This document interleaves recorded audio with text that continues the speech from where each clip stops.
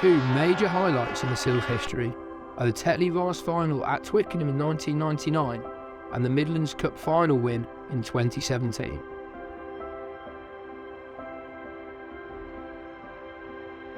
At the 98-99 season, when we had a bit of a good cup run, a few blurry memories from that, from the early rounds.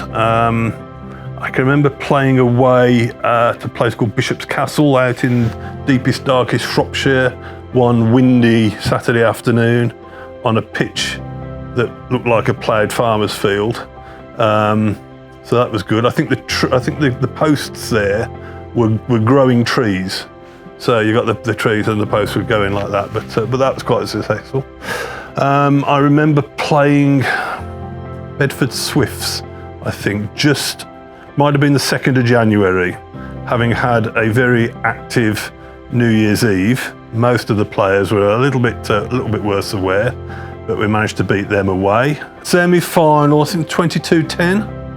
I think we were losing at half time, but then second half, I think we scored 22 unanswered points second half. You knew you were tantalisingly close. We'd all got to a point where we can't talk about it. We've just got to focus on one game. We've got to get through it and we've got to do it.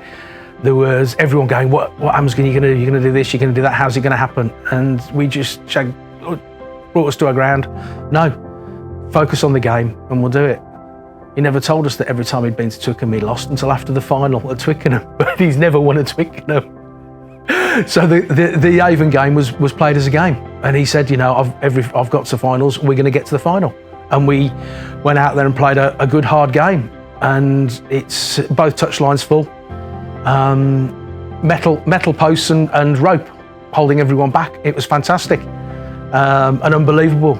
Managed to score, strange enough, from a pushover try from the Webby and the boys. It was one of those moments that you just go, when we look around, we're scrummaging, and it's like, I'm scoring here. And picked it up and went, and I think it was Klutz behind me and over and scored, and that put us just in the lead. And then we scored a great try in the second half with the backs, which sealed it. From my point of view, I think with Creighton, our coach, Creighton Phillips, he was the first, I suppose, paid coach that the club had ever had, and he managed to get some good rugby players, some average rugby players, and I class myself in that, to work well together, to believe in themselves. That was probably the main thing. And we got on the crest of a wave, and obviously we nearly got there. But no, he was, particularly with the forwards, because Creighton was an ex-Coventry and Banbury prop, so the scrum was his baby, and he used to beast us on the scrummage machine in the training sessions, and we were good, we were very good. And obviously we just fell at the final hurdle. We had a league game just before 2 weeks before Twickenham, that we won to win the league that year. And we were training, and we had the press coming up taking photos. We had players or the captains being interviewed. It was sort of like, it was incredible. And the team list wasn't sent out. We were all given letters to say we'd been selected, almost going back to the early 80s when they used to send cards out.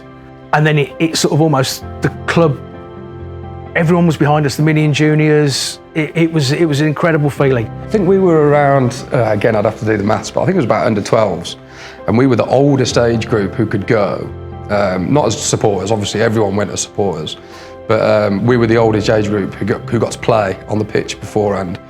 So, it wasn't even a game. We did kind of like a training session pre-game, but it was huge for us. I remember at the time we were playing on Twickenham. I remember I stole some grass and grew it at home, so I had Twickenham grass, and I was planning on covering the turf, covering my lawn in it.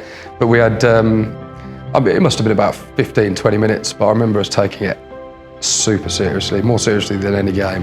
And then, we stayed, watched the game, and all got a coach back. We'd had a number of weeks where we were training, obviously, and there was a number of people who weren't going to make the side, but they were coming up and training against us, so we could train. Guy Patterson, we took him down. He was a water boy, but he came to every training session and worked so hard to help us. And that was what was going on. There was a massive club effort in, really. Like it felt like we were the ones in the centre of it, but you weren't. It was the whole club was involved in it. The start, I suppose, in theory, one club, and it was. You know, you'd got the mini and juniors. I think we took something like 12 or 14 coaches down there, which is an absolute, you know, down to the final at Twickenham, and everyone's on board. It was just fantastic. And obviously we paid for ourselves to go one night. The RFU paid for one night in the hotel. We all got together and said, well, we want to go down the day before. So we went down the day before, got shown around Twickenham, stayed in the hotel, went and warmed up at Richmond Park. It was surreal. It really was. It was an incredible moment that you can't describe or repeat. You were just in this little bubble that was just focused on everything. Unfortunately, it didn't go our way on the day. That's life, I suppose. But at the time, it was gutting. Looking back on it now, it was an absolute incredible privilege to play there. And an incredible privilege to be selected and to go down and sort of, on behalf of the club, what you're playing. But the fact of losing, everyone was gutted.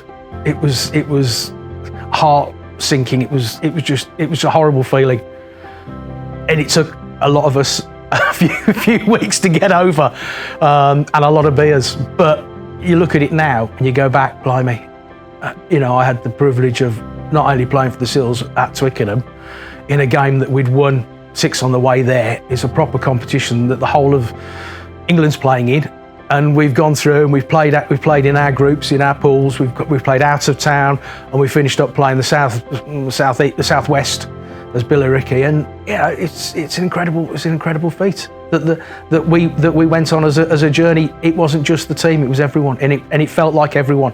But it was, yeah, it was special. You can't describe that feeling of walking out of that tunnel. It was an incredible moment. Just to stand in that arena. We weren't allowed on the pitch on the Friday, but we stood on the touchline, and just to look up and look around, and you imagine it being full. That was incredible. That was spine-tingling stuff. To go out onto the pitch with your Sills kit on, with I don't know how many thousands of people there, but there was a good crowd there, and to stand and be introduced, I forget who we were introduced to, but somebody went along the line, and you close your eyes for a minute and you're there, whether you've got an English shirt on, a Wales shirt on, an Ireland shirt on, that's your moment. And you can hear the crowd, it echoes in the bowl, and it's magical, absolutely magical. So lucky to have done it, so lucky to have done it. The quality of the side that we had then, and people who didn't just join the club just for that reason. These are players who had worked hard to come through the system and had played for us for a fair few years. And majority of them stayed and played on after Twickenham as well. Unlike the club that we played on that particular afternoon at Twickenham, who had 4 or 5 semi-pros join them. That's for that season, purely and simply for that reason. But that's by the by. But from a club perspective, we've never got to that level again. You know, we've come close. We've obviously gone up in the leagues, but '99 was a phenomenal time to be a member of the club. Absolutely phenomenal. I wouldn't say it made me stop playing because I wanted to play, but to go and watch them play was a treat. It was a treat. We had the Midlands Cup final, which we prepped for really intently. I think we had about 3 weeks to prep, 2 weeks maybe, and we just absolutely hammered it. They got a big club day on. We had marquee, loads of people here. I was fortunate enough to be captain again that day. And one thing we knew was that our backs were phenomenal. Our backs at the time were absolutely outrageous. Some super skillful players in there. We had Jack Hobbs, we had Ben Crowe, Dan Super, who was in and out of the first team, but he was really hitting form. We had Harry Pick, who was playing well, Matt Lee. We had some unbelievable backs. And our forwards we were good, but we were small. You know, I was probably the biggest. Me and Nick Elliott were the biggest guys on the pitch for our team, and you know, me and him are by no means big. And the Rugby Lions pack were huge, really big, really strong, really mobile. So we figured in the 2 weeks, 3 weeks beforehand, if we can scupper their forwards, we'll win the game. Absolutely no question. So the forwards, we had 2 weeks of just training for them. All we trained on was line-out defence because they'd mauled us off the pitch for both the previous games. Literally from the 22, they'd hit a line-out and they'd score a try. They had a fantastic driving maul, so we thought we'll work on that. I remember basically nothing about the game apart from the fact that I threw an interception pass out of the back of the hand. Tried to throw a fancy offload and it basically went straight to the opposition and they scored. And I remember thinking, oh my God, I've done it. I've really screwed this up. And I remember it being obviously a really special day to do it with your mates and have quite a lot of people there, big crowd, big social afterwards. I think it was made more special because that was one of the first times I remember having sort of talking to Window before the game. And I think it was maybe the year after his injury. I think he gave us a talk before the match. And we'd lost to this team. I think it was Rugby Lions, wasn't it? We'd lost to them twice that year, comfortably.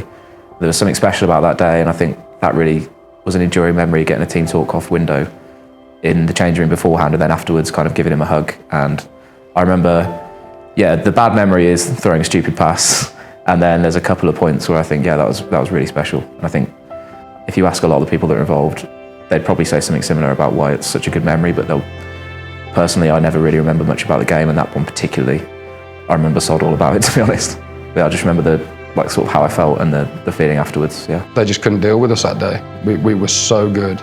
It was the best forward performance I've been a part of, just because they were so much, on paper they were so much better, they were so much bigger, they were so much stronger. So as soon as we got the better of them, we knew we were going to win the game. And yeah, we fortunate enough to, yeah, it was a really good day, and it felt really good to lift that cup with Beach here as well.